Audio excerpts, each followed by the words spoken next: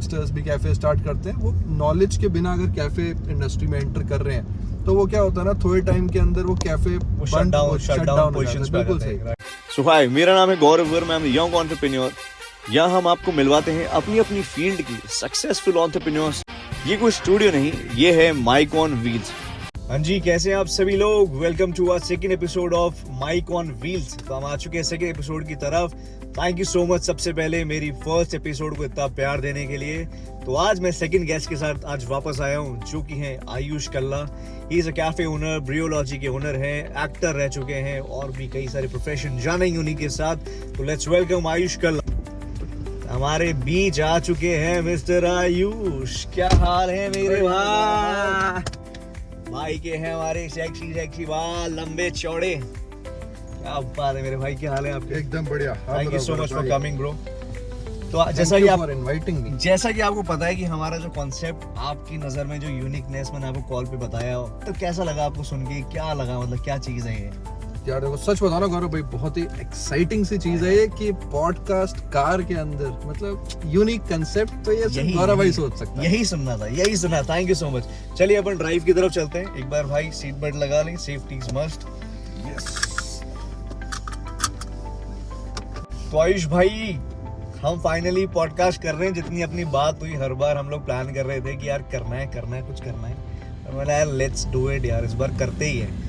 भाई मेरे को आपका छोटा सा क्विक इंट्रोडक्शन चाहिए मेरी ऑडियंस के लिए कि आपका प्रोफेशन क्या है। वैसे मैंने बता दिया, you are cafe owner, Brewology के ओनर हैं आप, प्लस एक्टर भी रह चुके हैं। तो छोटी सी लाइफ जर्नी और आपका बेसिक्स इंट्रोडक्शन हमारी ऑडियंस के लिए क्विक प्लीज। बिल्कुल, yes. So hi everyone, this is Ayush. I started my career in 2011 as an actor and model in Mumbai. क्या बात। और उसके बाद में फिर हमने जयपुर में आकर के अपना इवेंट कंपनी स्टार्ट करी। और अभी रिसेंटली 22 के अंदर I started my cafe Brewology. Coffee lover हैं तो फिर कैफे तो स्टार्ट करना पड़ता है। भाई कॉफी की बहुत नॉलेज है भाई को, बात करेंगे इसके ऊपर। सॉरी से बताओ।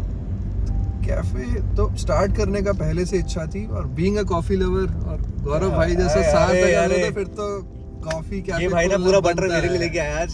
ये भाई कैफे से सारा बटर मेरे लिए लाया है भाई आज। सारा बटर यहीं लगाया जा रहा है। तो भाई एक छोटा सा मतलब पहले मैं ऑडियंस को बता दूं, ये जो कैफे ओनर्स के लिए मेरा एक जो सीरीज मैं प्लान कर रहा हूँ पॉडकास्ट में, इसका रीजन है ताकि जो यंगस्टर्स है, जो नए कैफे खोलना सोच रहे हैं, जिनको कैफे स्टार्ट करना है बट कैसे करें, उन सब के लिए हम छोटी छोटी चीजें, हर चीज तो नहीं पहुंचा पाएंगे इस पॉडकास्ट के थ्रू, बट ये है कि कुछ एडवाइजेस, कुछ सजेशंस या कुछ प्रोटोकॉल्स क्या क्या आपको फॉलो करने चाहिए, उसके ऊपर हम बात करेंगे। तो सर मेरे को एक बात बताओ कि कैफे स्टार्ट करने के लिए क्या क्या लीगलिटीज होनी चाहिए या कैसे उसको स्टार्ट करें, सबसे पहला पॉइंट। देखो गौरव भाई, क्या होता है ना, कैफे हम स्टार्ट करने के लिए हमको पहले जो बेसिक नॉलेज होती है, जैसे कुछ भी हम F&B फील्ड में अगर एंटर करते हैं, तो जैसे मैंने अपना, अगर मैं मेरी जर्नी की ही बात करूं और मेरे बारे में चीज़ें बताता हूं, तो मैंने जैसे अपना कॉफ़ी ब्रांड स्टार्ट किया, उसके लिए पहले मैंने कॉफ़ी के बारे में नॉलेज गैदर करी। ओके। और उसके बाद में क्या होता है, जब आप कैफे स्टार्ट करते हो तो कुछ आपको लीगैलिटीज़ होती हैं जिसमें आपको एंटर करना पड़ता है। आपको फूड लाइसेंस लेना बहुत ज़रूरी है। आपको जो स्टाफिंग है वो बहुत प्रॉपर होनी चाहिए। जो आप स्टाफ रख रहे हो उनकी एज बहुत मैटर करती है कि आपके पास कोई माइनर तो वर्क नहीं कर रहा। राइट। कि ये सारी ऐसी चीज़ें होती हैं जिसमें आप कोई भी, अगर आपका लूप होल रह गया तो वो एक बहुत प्रॉब्लम क्रिएट कर देता है इन फ्यूचर। तो अगर आपके पास में ये सारी चीज़ें बहुत ही वेल प्लान्ड है और आपका एक फोकस है, बहुत क्लियर फोकस जिसे कहते हैं हम, कि हाँ भाई I have to do this for a longer time, तो आप बिल्कुल कैफे स्टार्ट कर सकते हैं। पर उसके अंदर आपका दिमाग डाइवर्ट नहीं होना चाहिए। सबसे मेन चीज़ क्या होती है, हम जैसे आजकल देख रहे हैं कि भाई कैफे स्टार्ट करते हैं, यंगस्टर्स भी कैफे स्टार्ट करते हैं, वो नॉलेज के बिना अगर कैफे इंडस्ट्री में एंटर कर रहे हैं तो वो क्या होता है ना, थोड़े टाइम के अंदर वो कैफे शट डाउन पोजीशंस पे। बिल्कुल सही। तो आपके पास में ना उसकी अगर नॉलेज है, आपको पता है, फोकस्ड हो कि हाँ भाई मुझे ये चीज़ करनी है लंबे समय के लिए, तो आपको ऐसे किसी इंडस्ट्री के अंदर एंटर होना चाहिए। अच्छा, सेकेंडली जैसे ये तो आपने बहुत अच्छा दिया कि लीगलिटीज़ क्या होनी चाहिए, और आपने बहुत अच्छा पॉइंट था कि जो स्टाफिंग है, स्टाफिंग में कोई माइनर नहीं होना चाहिए, क्योंकि इट्स अ कॉज की वो चीज़ इलीगल हो जाती है। बिल्कुल। तो कहीं ना कहीं हर चीज़ों को, जो भी ये हमारे भाई लोग हैं, जो भी फ्रेंड्स हैं, जो भी आप खोलना चाहते हैं कैफेज, मेक श्योर इन चीज़ों का ज़रूर ध्यान रखें। छोटी छोटी मिस्टेक्स बहुत भारी पड़ सकती है, तो कभी ना करें ऐसी चीज़ें। एक बार गो थ्रू ज़रूर करें, नॉलेज ज़रूर लें, कोई एक्सपर्टीज से आप एडवाइस लें, उस चीज़ों पे काम करें। सेकंड अपन चलते हैं, बात करते हैं, अगर मैं आपको एक सिचुएशन दूँ कि सपोज आपका कैफ़े अगर शट हो जाता है और आपको वापस से रीओपन करने का एक चांस वापस मिलता है, अपॉर्चुनिटी वापस आपको मिलती है, पर इस बार आपको जो कैपिटल है वो कम मिलेगा, तो आप उसको कैसे स्टार्ट करोगे, कैसे इसको शेप दोगे, किस तरह से वो आपके लिए एक प्रॉफिटेबल बन के निकलेगा? तो जो आपने गौरव भाई मुझे सिचुएशन दी है, तो इस अगर सिचुएशन पे अगर मैं खुद को देखूं तो इसमें मैं ऐसे करूँगा कि कैफ़े जब भी हम स्टार्ट करते हैं, कैफ़े स्टार्ट करने के डिफरेंट मॉडल्स होते हैं, राइट। कुछ होते हैं बड़े स्केल पे अपन कैफ़े स्टार्ट कर रहे हैं, कुछ QSR मॉडल्स होते हैं। अब जैसे आपने मुझे बताया कि मेरे पास में कैपिटल कम है लेकिन मुझे कैफ़े शुरू करना है, तो फिर मैं क्या प्रेफर करूँगा कि मैं QSR मॉडल पे जाऊँ। उसके अंदर मेरे को बहुत ज़्यादा बड़ा स्पेस नहीं चाहिएगा, मेरे को उतनी ज़्यादा स्टाफिंग नहीं चाहिए, और मेरे पास में जो पास्ट मेरा कैफ़े जो मैं रन कर रहा था उससे जो मेरे को नॉलेज गैदर हुई है कि मेरे को कैसा फूड रखना है, मुझे कितनी क्विक सर्विस देनी है, तो मैं उन चीज़ों को ध्यान में रखते हुए मैं QSR मॉडल एक छोटा कियोस्क ले करके वहाँ से मैं डिलीवरीज कर सकता हूँ, टेक अवेज करवा सकता हूँ, और जो कस्टमर्स मेरे पास में डायरेक्टली आ रहे हैं उनको क्विक सर्विस मिल सकती है, भले वो कॉफ़ी हो चाहे कोई भी फूड आइटम हो। तो मैं कम कैपिटल किसी के पास में है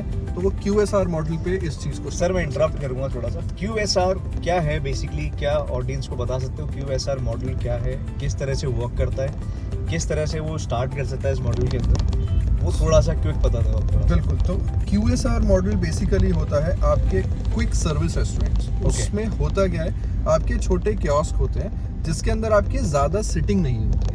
उसके अंदर बेसिकली क्या होता है, जैसे आप ड्राइव थ्रू करा आपने, मतलब kind take away and all, it's about like वही है, that is QSR model basically, जिसमें आपकी सर्विसेज क्विक होती हैं, you just take the order and you go, वो ऐसे वाली चीज़ होती है। ठीक है, थर्ड अपन सवाल पे चलते हैं सर। ये तो आपने बहुत सारी चीज़ें हमें जो बताई, सिस्टम स्टेप बाय स्टेप किस तरह से आप स्टार्ट कर सकते हो, कम कैपिटल के साथ कैसे स्टार्ट कर सकते हैं, बट अगर किसी ने कैफ़े स्टार्ट किया तो उसके लिए क्या मार्केटिंग टिप होनी चाहिए, किस तरह से वो स्केल अप करेगा, क्योंकि खोलने में सब ओपन कर देते हैं पर स्केल अप करना इट्स वेरी टिपिकल, क्योंकि कैपिटल सब लोन लाकर, फाइनेंस कराकर, अपनी इन्वेस्टमेंट्स को लेकर, अपनी सेविंग्स को लेकर वो एक स्टार्ट करते हैं, बट उनको ये नहीं पता कि मार्केटिंग को किस तरह से शेप देना चाहिए, किस तरह क्या मार्केटिंग उनको एक्चुअल में अपने बिजनेस के लिए यूज़ करनी चाहिए, और उनका जो बिजनेस है वो किस मार्केटिंग की नीश को चाहता है, सबसे पहले ये फिगर आउट करना भी मेरे ख्याल से ज़रूरी है। तो वो क्या है ऐसे पॉइंट जो लोगों के लिए बेनिफिशियल होंगे, जो वो अपने बिजनेस में इम्प्लीमेंट करें और उनको एक अच्छा बेनिफिट मिले। इसके अंदर गौरव भाई ऐसे होता है कि जैसे मान लो आपने कैफ़े स्टार्ट किया, तो आपका पहली चीज़ तो फोकस ये क्लियर होना चाहिए कि मैं किस टारगेट ऑडियंस पे जाना चाहता हूँ।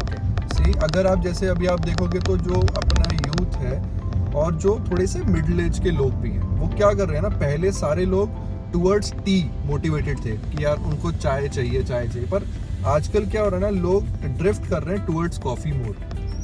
तो आपने अगर एक बार ये चीज़ आपने गैदर कर ली कि यार मेरा टारगेट ऑडियंस है इस एज ग्रुप के लोग, तो आपको उस एज ग्रुप के लोगों के हिसाब से आप क्या उनको बेनिफिट दे सकते हैं, किस तरीके की आप उनको सर्विसेज दे सकते हैं। जैसे मान लीजिए कोई भी आपका एक आप 30-35 का अगर आप एज ग्रुप लेते हैं, तो लोग क्या कर रहे हैं, वॉक वगैरह करने गए हैं, वॉक करके आए हैं, आने के बाद में वो चाहते हैं कहीं पे बैठ करके फ्रेंड्स के साथ में चलो कॉफ़ी पी ली, कुछ बातचीत हो गई, और उसका सबसे आजकल जो बेस्ट तरीका है दैट इज इंस्टाग्राम मार्केटिंग। तो इंस्टाग्राम में क्या होता है कि आपने अपना एक टारगेट ऑडियंस आप ले सकते हो कि भाई मेरे को ये मेरा टारगेट ऑडियंस है, ऐड कैंपेन्स के लिए आप यूज कर सकते हैं। ऐड कैंपेन्स होते हैं उसके अंदर, तो that is the best platform अभी।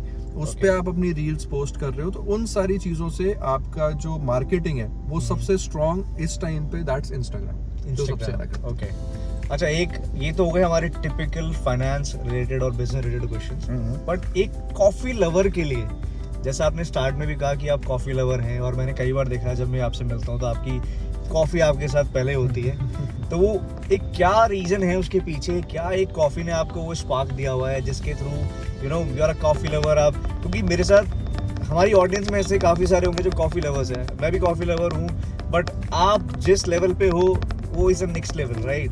तो वो क्या एक ड्रीम आपका कॉफ़ी लवर वाला था जिसने आपको इतना पुश किया कि आपने अपना कैफ़े रेस्टोरेंट आपने ओन किया, उसको बिल्ड किया? क्या रीज़न है उसके पीछे, क्या स्पार्क है वो? कॉफ़ी के पीछे स्पार्क बेसिकली गौरव भाई, अगर मैं आपको ये वाली चीज़ बोलूँगा तो मतलब होता है ना कि आपका एक बचपन से जैसे होता है, एक बच्चा जब आप कहते हैं ना दूध पीना शुरू नर्श करते हैं actually, तो उस टाइम पे क्या होता है ना कि बच्चे को एक बार अगर आप कॉफ़ी पिला देते हो तो उसका वो उस टाइम पे एक वो ना टेस्ट डेवलप होना शुरू होता है, और वो धीरे धीरे करके अपन ने देखा है बच्चे शुरू से बॉर्नविटा पी रहे हैं, कुछ और पी रहे हैं, राइट? तो उसके बाद में अपना ये हो जाता है कि चल यार कॉफी का अगर एक बार टेस्ट जो मुंह लग गया जाता है तो उसके बाद फिर उस तरफ ही इंसान जाता है। फिर उसके बाद में अब जैसे मैं मेरे को तो कॉफी में एक्सपेरिमेंट्स करने बहुत पसंद है। आपको पता है, आपने मेरे को देखा है हर बार कॉफी कुछ ना कुछ उसमें अलग होता ही रहता है। मतलब कैफे जाओ तो भाई ऑलमोस्ट ऑल द टाइम ये चीजें देखते हैं कि क्या हम नया कर सकते हैं, क्या कॉफी से एक्सपेरिमेंट कर सकते हैं, तो कई सारी चीजें हिट करती है वहाँ पे। मेरे कैफे में होता भी यही है कि जैसे मुझे जो चीज़ पसंद आ रही है वो सारी पहले मैं ट्राई करूंगा कि यार अगर मुझे ये चीज़ अच्छी लग रही है तो मैं उसको अपने कैफे में इंट्रोड्यूस करता हूँ, ताकि वो कस्टमर्स को अच्छी लगे। मतलब मुझे ही अगर कोई चीज़ नहीं अच्छी लग रही तो मैं कैसे कस्टमर पसंद आ ही नहीं सकती वो चीज़। नहीं हो सकती, ये बहुत बड़ी बात है। या हर कस्टमर को सेटिस्फाई करने से पहले अपने आप को सेटिस्फाई करो, then you can do that, क्योंकि वो आपके लिए बेनिफिट भी देगी और आपका बिजनेस सक्सेस की तरफ वैसे ही जाएगा। बिल्कुल। तो मेरे ख्याल से तो बहुत सारी नॉलेजेबल हमें चीज़ें मिली। अब आपकी पर्सनल लाइफ की बात करते हैं sir, if you don't mind. क्या आपकी जर्नी के बीच क्या गर्लफ्रेंड्स रही, क्या रहा सर? ये थोड़ा सा हम चाहते हैं कि ये बात निकल के आए, एक्चुअल रियल आयुष हमारे सामने आना चाहिए। वो एक लाइफ, कुछ भी इट्स नॉट अबाउट की गर्लफ्रेंड्स, इट्स अबाउट की लाइफ लेसन्स आपने क्या लिए, क्या आपको रिग्रेट फील हुआ, क्या आपका टाइम इन्वेस्टमेंट्स खराब हुए, आपको लगा यार मैं इससे बेटर डिजर्व करता हूँ या और अच्छा कर सकता था उस टाइम पे, या उसके अलावा कहीं और दिमाग लगाता तो मैं आज जिस पोजीशन पे वो बहुत पहले हो सकता था, इस तरह से कुछ? गौरव भाई आपने एक बहुत ही ऐसा कहते हैं ना ऐसी नस पे हाथ रख दिया, नस पे हाथ रखा है, क्योंकि मेरे पॉडकास्ट के थ्रू पकड़ में आएगा हर आदमी। हर एपिसोड्स में हम लोग बात करेंगे, उनकी पर्सनल चीज़ों पे भी कोशिश करेंगे। तो गर्लफ्रेंड्स की अगर अपन बात करते तो इतनी गर्लफ्रेंड्स तो नहीं रही। आप तो जानते हो मुझे इतने सालों से कि भाई कैसे हैं आप। ठीक है, हर किसी की लाइफ का ना एक गौरव फेज होता है। तो मेरी भी लाइफ का एक वो फेज था when I was in Mumbai, तब वो एक फेज अलग था। देन आपके लाइफ में उतार चढ़ाव आते रहते हैं, पर अब मैंने एक चीज़ जो सीखी है, जो बेसिकली मेरे को मेरे डैड से मिली है, वो हमेशा एक चीज़ बोलते हैं कि आप किसी भी अगर ऐसी कोई प्रॉब्लम आ रही है आपकी लाइफ के अंदर तो उससे हार करके आप बैठ मत जाओ कि यार नहीं यार मेरे से तो कुछ हो ही नहीं रहा। ऐसा होता नहीं है, क्योंकि अपन कब जिस चीज़ के लिए सोच लेते हैं ना कि यार ये नहीं होगा, तो उसका जस्ट नेक्स्ट स्टेप पे ही अपन उस चीज़ को अचीव कर जाते हैं। ये होती है चीज़, और ये चीज़ मैंने देखी है, मेरे साथ में भी हुई है।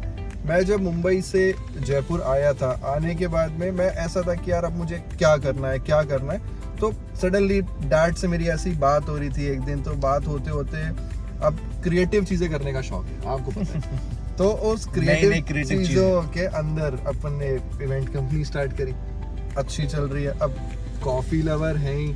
और मेन चीज़ क्या होता है गौरव भाई, मेरी फैमिली में कोई बिजनेस में नहीं है, कोई भी, सब जॉब में है, बट मेरे को एक शुरू से एक वो होता है ना कि अंदर बिजनेस करना है वाली चीज़, फर्स्ट एंटरप्रेन्योर जनरेशन। यस, तो उसकी वजह से मैंने अपना कैफ़े स्टार्ट किया और अब माशाल्लाह बहुत अच्छा चल रहा है। और अभी लाइफ थोड़ी और चेंज हो गई जब किसी की मेरी लाइफ में एंट्री हुई। क्या बात है, भाई की शादी हुई है अभी। कमेंट में कंग्रेचुलेशंस बोलो भाई को, भाई की शादी हुई है, भाभी हमारी बहुत अच्छी हैं। भाभी गर्लफ्रेंड्स के बारे में सुनो तो डांटना वाटना नहीं है, मेरे को मत बोलना थोड़ा सा।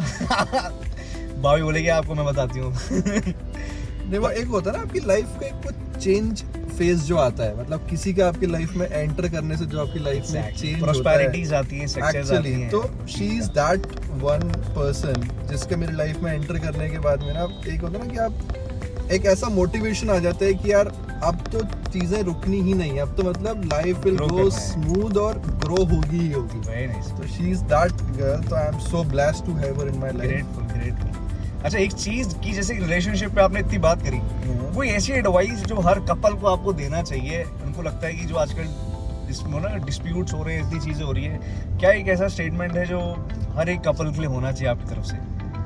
मतलब all about your experiences, not about we are, हम वो नहीं है कि एक्सपर्ट लेके बैठे हो बहुत सारे, हमारे एक्सपीरियंसेस हैं वही शेयर करते हैं, तो वही चीज़ हम रखना चाहेंगे। तो वही मैं आपसे जानना चाहता हूँ, रिलेशनशिप एडवाइस। या रिलेशनशिप एडवाइस तो बस यही है कि भाई आप अगर अपने पार्टनर पे, आपको पहली चीज़ तो है कि ट्रस्ट होना चाहिए। ओके। सबसे बड़ी चीज़ है। और आप दोनों के पास ना एक पर्सनल स्पेस बहुत ज़रूरी है कि मतलब जो गर्ल है वो बॉय की पर्सनल स्पेस में एंटर नहीं करे, सेम है कि भाई जो बॉय है वो गर्ल की स्पेस में एंटर नहीं करे। तो लाइफ आपकी बहुत सॉर्टेड चल रही है जब आप लोग क्लियर रहोगे एक दूसरे के साथ में, कुछ भी आपके हिडन फैक्ट्स नहीं रहेंगे, तो लाइफ आपकी वैसे ही बहुत स्मूथ चलती है। अग्रीड। मेरे ख्याल से काफ़ी अच्छी एडवाइस थी, क्योंकि ये बहुत बड़ी चीज़ है कि अगर आपको कॉन्फ्लिक्ट नहीं करना तो आप डिस्टर्ब मत करो, Actually, अपने अपने yes. स्पेस में रहो और शेयर करो और एक दूसरे की बातों को भी सुनो, ये बहुत बड़ी बात है ये। तो चलिए सर, इसके साथ हम रैपिड फायर आपके साथ छोटा सा खेलेंगे और आई होप उसके लिए आप तैयार हो, पर उससे पहले हम सोच रहे हैं चाय वाय पी लें। हाँ, वो चाय कॉफी? तो कॉफी। भाई तो चाय पिएगा नहीं। कॉफी। अच्छा मैं आपको बताता हूँ इंटरेस्टिंग बात, लास्ट एपिसोड में हमारे साथ शशांक थे। अच्छा। शशांक एक चाय फेस्टिवल भी कर रहे हैं Oh, very nice. और हमने चाय के ऊपर बहुत चर्चा करी, चाय लवर्स के लिए बहुत बात करी, क्योंकि चाय हम राजस्थान की मानते हैं जो मेहमान नवाजी है, क्योंकि जब भी कोई आता है तो चाय जो होता है स्वागत ही चाय से होता है, राइट? बट हम कॉफ़ी लवर है, हम कहाँ चाय को समझेंगे। तो यहाँ पे आएंगे अब कमेंट्स में सवाल जवाब, कॉफ़ी वर्सेस चाय, यू नो।